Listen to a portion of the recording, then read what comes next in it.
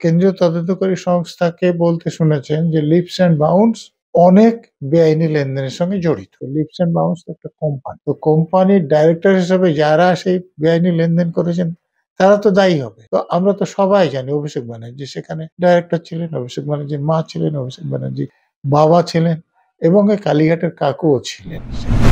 CBI যদি এরকম নির্দিষ্টভাবে বলতেন তাহলে তার আইনজীবী এরকম কথা বলার কোনো সুযোগ পেতেন না। সিবিআই এরকম করে শুধু নাম লিখে রেখেছে সেই জন্য বলা। এখন তদন্তকারী সংস্থার উচিত ছিল যে এইরকম লোকে ধরে নেওয়ার উপর ছেড়ে না দিয়ে এই যে কালীঘাটের কাকু তো জিজ্ঞাসাবাদ করলেই তো এটা জানা যেত যে আপনি যে বলছেন অভিষেক ব্যানার্জি 15 কোটি টাকা চেয়েছে সেটা কোন অভিষেক ব্যানার্জি। কালকে খবরে দেখানো হয়েছে অভিষেক বন্দ্যোপাধ্যায়ের বিরুদ্ধে ইডি চার্জশিট দিয়েছে, সিবিআই চার্জশিট দিয়েছে, 28 পাতার চার্জশিট, 2 জায়গায় খালি আমার নামটা লিখেছে। তাও অভিষেক বন্দ্যোপাধ্যায় কে, বাড়ি কোথায়, সাংসদ না বিধায়ক না পঞ্চায়েত প্রধান, কোথায় থাকে, কার ছেলে, কোনো পরিচয় নেই। বিজেপি নেতারা যেমন ভাববাচ্ছে কথা বলতো, ইডি সিবিআই এখন ভাববাচ্ছে কথা বলছে। যদি তাদের কণ্ঠস্বরগুলো ইতিমধ্যে তো কালীঘাটের কাকুর কণ্ঠস্বর নেওয়া হয়েছে, কোন্তলের কণ্ঠস্বর নেওয়া হয়েছে, তো তাদের কণ্ঠস্বরগুলো যদি মিলে যায় তাহলে তো তারাই যে কথা বলছে এবং এটা একটা আলোচনা করতে বলছে, এরা সাক্ষী দিতে এসে কোর্টে বলছে এরকম নয়, নিজেদের মধ্যে আলোচনায় বলছে। তো সে আলোচনায় যখন বলবে অন্য কারো নাম বলছে না, সে অভিষেক ব্যানার্জির নাম কেন বলছে, সে পার্থ চ্যাটার্জির নাম কেন বলছে, সে মানিক ভট্টাচার্যের নাম কেন বলছে, সেটা তো কারণ আছে। সেটা একটা দিক। আর দ্বিতীয় কারণ, এই যে টাকা লেনদেন হয়েছে সেটা তো একটু তদন্ত করলে তো বেরিয়ে যাবে। এর আগে আপনারা কেন্দ্রীয় তদন্তকারী সংস্থাকে বলতে শুনেছেন যে লিপস অ্যান্ড বাউন্স অনেক বেআইনি লেনদেনের সঙ্গে জড়িত। এটা তারা বলেছে, কিন্তু অন্য কেউ বলছে না। যদি বেআইনি লেনদেনের সঙ্গে জড়িত হয় তো লিপস অ্যান্ড বাউন্স একটা কোম্পানি। তো কোম্পানির ডাইরেক্টর হিসেবে যারা সেই বেআইনি লেনদেন করেছেন তারা তো দায়ী হবে। তো আমরা তো সবাই জানি অভিষেক ব্যানার্জি সেখানে ডাইরেক্টর ছিলেন, অভিষেক ব্যানার্জির মা ছিলেন, অভিষেক ব্যানার্জির বাবা ছিলেন এবং এই কালীঘাটের কাকুও ছিলেন সেখানে। তো তাহলে স্বাভাবিকভাবে যদি তদন্ত করা যায় তাহলে কে দোষী সেটা তো বেরিয়ে আসবে। তাহলে তো তার এগেইনস্টে চার্জশিট হওয়া উচিত, কিন্তু তার নামে তো চার্জশিট দিয়েছে এরকম কিছু বলা হচ্ছে না। এই যে চার্জশিটে যেটা বলা হয়েছে একটা নাম ভাসিয়ে দেওয়া হলো এবং সেটা লোকে মনে করছে, এমনকি অভিষেক ব্যানার্জি নিজের আইনজীবীও সেইটা ধরে বিবৃতি দিয়েছেন। তো এটা তো যে যারা দোষী তাদের সাজার ব্যাপারে কোনো সুবিধা কিছু হবে না। কালীঘাটের কাকু, কুন্তল, শান্তনু এরা একটা আলোচনা করছিলেন। সেই সময় সেখানে যারা উপস্থিত ছিলেন তাদের মধ্যে একজন এটাকে মোবাইলে রেকর্ড করে, পরে মোবাইল থেকে সেটা ল্যাপটপে ট্রান্সফার করা হবে কোনো কম্পিউটারে, এবং সেই যে রেকর্ড করা অডিওটা সিবিআই লোকের সিজ করে। কালীঘাটের কাকুর কণ্ঠস্বরের নমুনা নেওয়া হয়েছে, কিন্তু সেগুলো পরীক্ষা করে তার ফল কি পাওয়া গিয়েছে সেটা আমরা এখনো জানি না, গণমাধ্যমে এসছে বলে আমার জানা নেই।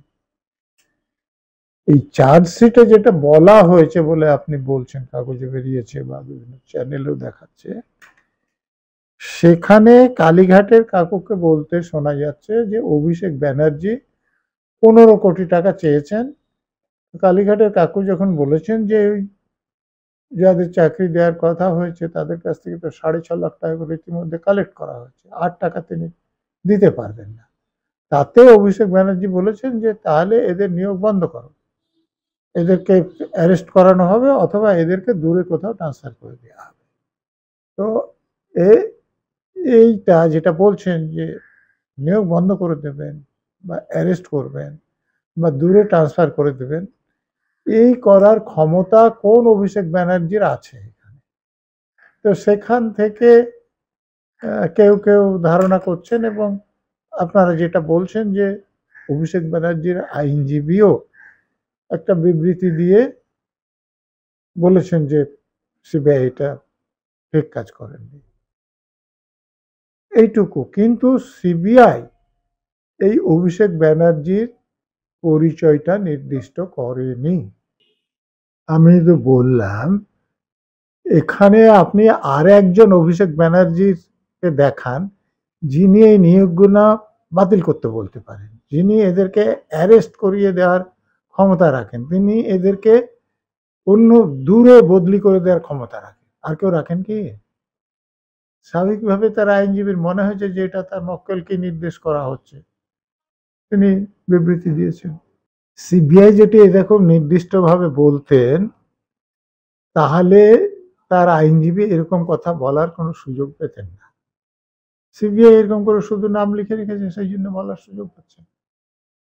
তার মানে অভিষেক ব্যানার্জির আইনজীবী এটাও বললেন যে ইডি এবং সিবিআই কে তদন্তে সম্পূর্ণ সহযোগিতা করেছেন, তাদের কোনো চার্জশিটে নাম নেই, কিন্তু এই তৃতীয় চার্জশিটে আমার মক্কেলকে হয়রানি করানোর উদ্দেশ্য ছাড়া আর কিছু না। দেখুন, এখানে অডিও ক্লিপে কালীঘাটের কাকু দাবি করেছেন যে অভিষেক ব্যানার্জি 15 কোটি টাকা চেয়েছেন এবং আরো 100 কোটি টাকা তোলার যে পরিকল্পনা হচ্ছে সেটা কাকে কতটুকু দেওয়া হবে সেটাও তারা আলোচনা করেছে। তো এর থেকে তখন অবস্থাটা কিরকম ছিল সে ব্যাপারে একটা ধারণা পাওয়া যায়।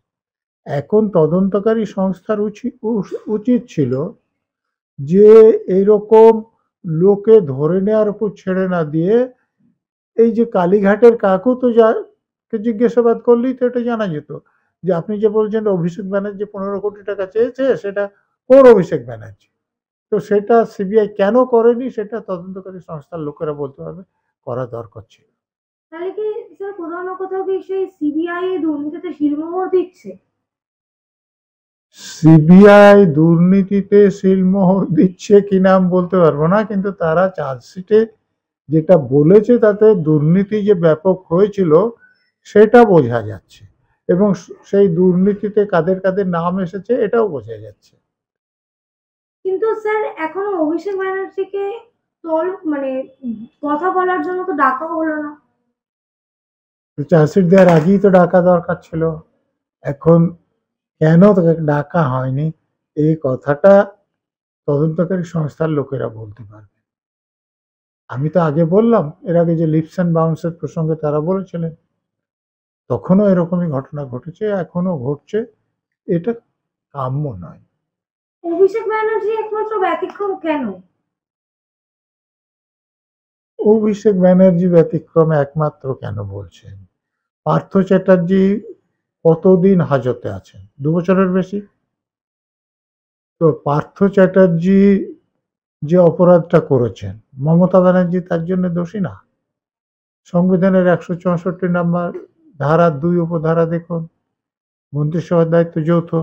তাহলে মমতা ব্যানার্জিকেও ডেকেছে বা গ্রেপ্তার করেছে এরকম তো শুনিনি। অতএব অভিষেক ব্যানার্জি একমাত্র ব্যতিক্রম না, মমতা ব্যানার্জিও ব্যতিক্রম, অভিষেক ব্যানার্জিও ব্যতিক্রম। কিন্তু স্যার সেই জায়গায় দাঁড়িয়ে শুধু একাধিক নাম উঠে আসছে, যেখানে দাঁড়িয়ে লিপস অ্যান্ড বাউন্সের সাথে যারা জড়িত কাউকেই তো সেভাবে সিবিআই পক্ষ থেকে কথা বলার জন্য রাখা হচ্ছে না।